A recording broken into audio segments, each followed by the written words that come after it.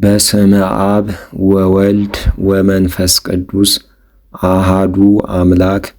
በኅዳር 14 በስንክሳር ታስበው የሚውሉ በዓላትና የወንጌል ንባባት አባ መርትያኖስ ዘአንሥአ መውተ ወአባ ዳንኤል ዘአእመኖ ለንጉሠ ፋርስ ዘነግ ምስባክ መዝሙር 129 ከቁጥር 1 እስከ 2 እማእምቅ ጸዋይኩከ እግዚኦ እግዚኦ ስምዓኒ ቃልየ ወይኩን እዝንከ ዘያጸምዕ ቃለ ስእለትየ።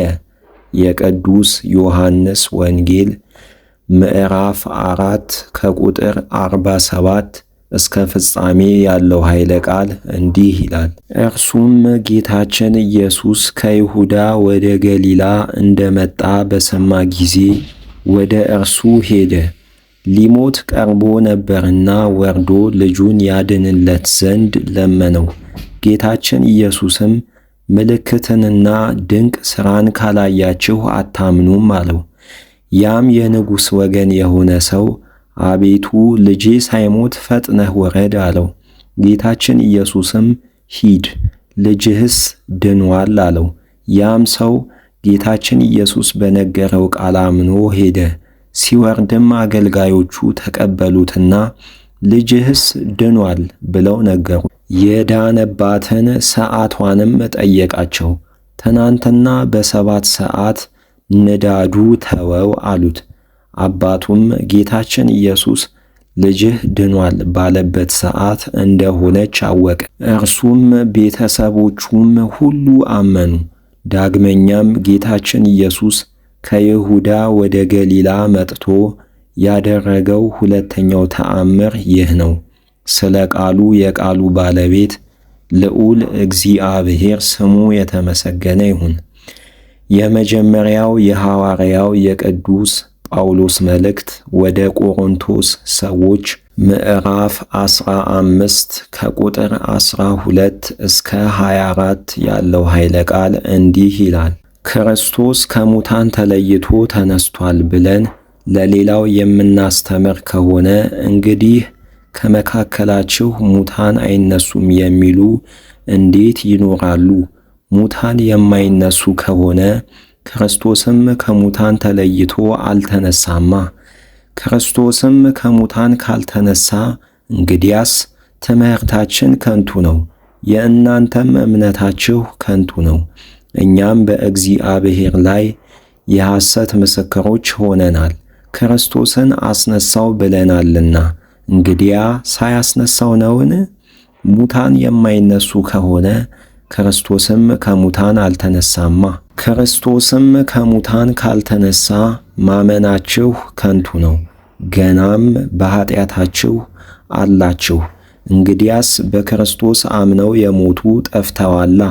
በዚህ ዓለም ሕይወት ብቻ ክርስቶስን ተስፋ ካደረግነው ከሰው ሁሉ ይልቅ ጉዳተኞች ነን። አሁንም ክርስቶስ ከሞቱ ሰዎች ሁሉ አስቀድሞ ተነስቷል። በመጀመሪያው ሰው ሞት መጥቷልና በሁለተኛው ሰው ትንሣኤ ሙታን ሆነ። ሁሉ በአዳም እንደሚሞት እንዲሁ በክርስቶስ ሁሉ ሕያዋን ይሆናሉ። ነገር ግን ሰው ሁሉ በየሥርዓቱ ይነሳል። በመጀመሪያ ከሙታን የተነሳ ክርስቶስ ነው። ከዚያ በኋላ በክርስቶስ ያመኑ እርሱ በሚመጣበት ጊዜ ይነሳሉ። ስለ ቃሉ የቃሉ ባለቤት ልዑል እግዚአብሔር ስሙ የተመሰገነ ይሁን። የመጀመሪያው የቅዱስ ጴጥሮስ መልእክት ምዕራፍ 5 ከቁጥር 6 እስከ ፍጻሜ ያለው ኃይለ ቃል እንዲህ ይላል። እንግዲህ በጎበኛችሁ ጊዜ ከፍ ከፍ ያደርጋችሁ ዘንድ ከጸናችሁ ከእግዚአብሔር ክንድ በታች ራሳችሁን አዋርዱ። እርሱ ስለ እናንተ ያስባልና የሚያስጨንቃችሁን ሁሉ በእርሱ ላይ ጣሉት። እንግዲህ አዋቂዎች ሁኑ ትጉም። ጠላታችሁ ጋኔን የሚውጠውን ፈልጎ እንደሚያገሳ አንበሳ ይዞራልና እርሱንም በእምነት ጸንታችሁ ተቃወሙት። እንግዲህም ያለ መከራ በዓለም ባሉ ወንድሞቻችሁ ሁሉ እንደሚፈጸም እወቁ። ፍቅርንም አጽንታችሁ ያዟት። በኢየሱስ ክርስቶስ ወደ ዘለዓለም ክብሩ የጠራችሁ የጸጋ ሁሉ አምላክ ለጥቂት ጊዜ መከራን ከተቀበላችሁ በኋላ ፍጹማን ያደርጋችኋል፣ ያጸናችኋል፣ ልባሞችም ያደርጋችኋል።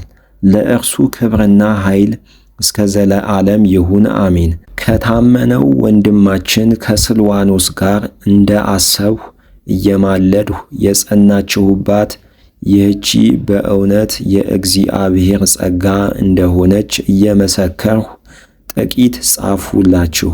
በግብፅ በምትገኘው ባቢሎን ያለችው ከእናንተ ጋር የተመረጠችው ቤተ ክርስቲያን ሰላም ትላችኋለች። ልጄ ማርቆስም ሰላም ይላችኋል። ፍቅር ባለው ሰላምታ እርስ በርሳችሁ ሰላም ተባባሉ። በክርስቶስ አምናችሁ ያላችሁ ሁላችሁም በስምምነት ኑሩ፣ አሜን። መጀመሪያይቱ የጴጥሮስ መልእክት ተፈጸመች። ለእግዚአብሔር ምስጋና ይሁን፣ አሜን። ስለ ቃሉ የቃሉ ባለቤት ልዑል እግዚአብሔር ስሙ የተመሰገነ ይሁን። የሐዋርያት ሥራ ምዕራፍ 23 ከቁጥር 6 እስከ 10 ያለው ኃይለ ቃል እንዲህ ይላል። ጳውሎስም እኩሌቶቹ ሰዱቃውያን እኩሌቶቹም ፈሪሳውያን እንደሆኑ አውቆ እኔ ፈሪሳዊ የፈሪሳዊ ልጅ ነኝ፣ ስለ ተስፋና ስለ ሙታን መነሳትም ይፈረድብኛል ብሎ በአደባባይ ጮኸ።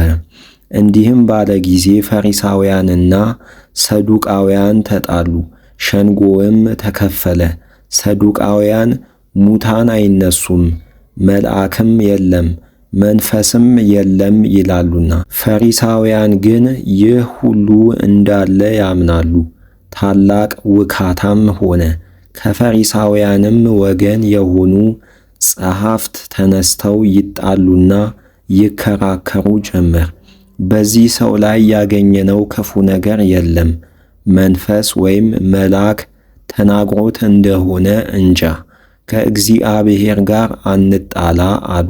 ስለ ቃሉ የቃሉ ባለቤት ልዑል እግዚአብሔር ስሙ የተመሰገነ ይሁን።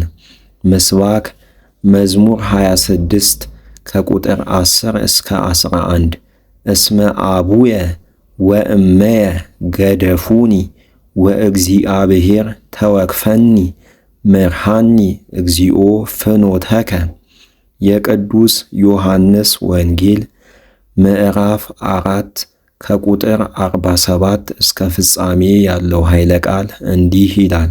እርሱም ጌታችን ኢየሱስ ከይሁዳ ወደ ገሊላ እንደመጣ በሰማ ጊዜ ወደ እርሱ ሄደ። ሊሞት ቀርቦ ነበርና ወርዶ ልጁን ያድንለት ዘንድ ለመነው።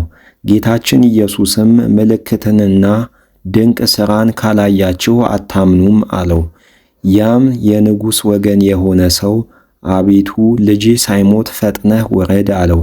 ጌታችን ኢየሱስም ሂድ ልጅህስ ድኗል አለው።